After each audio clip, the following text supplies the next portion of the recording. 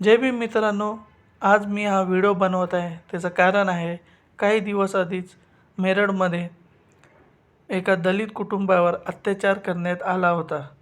त्याच्या संदर्भात चंद्रशेखर आझाद जे आपल्या देशाचे संसदचे मेंबर्स पण आहेत, ते त्यांना भेटण्यासाठी मेरठला जात होते. पण मेरठच्या पोलिसांनी त्यांना रोखण्याचा खूप प्रयत्न केला.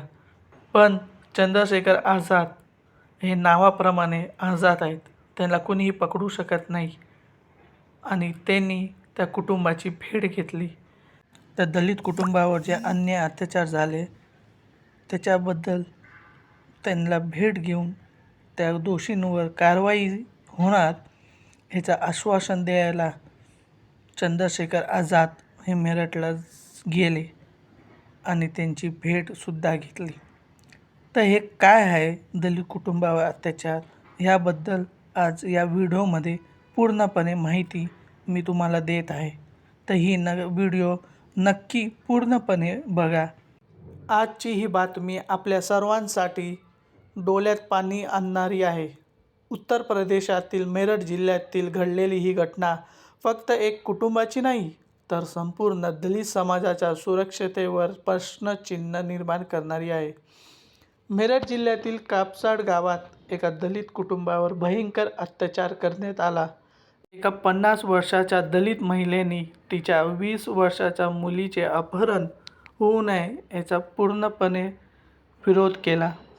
पण आरोपी इतके निर्दयी होते की त्यांनी त्या महिलेवर धारदार शस्त्राने हल्ला केला आणि तिचा जागीच मृत्यू झाला. आईने आपल्या मुलीसाठी प्राणांची आहुती दिली. आईचा खून केल्यानंतरही आरोपी थांबले नाहीत. त्यांनी मुलीचे अपहरण करून पळ काढला.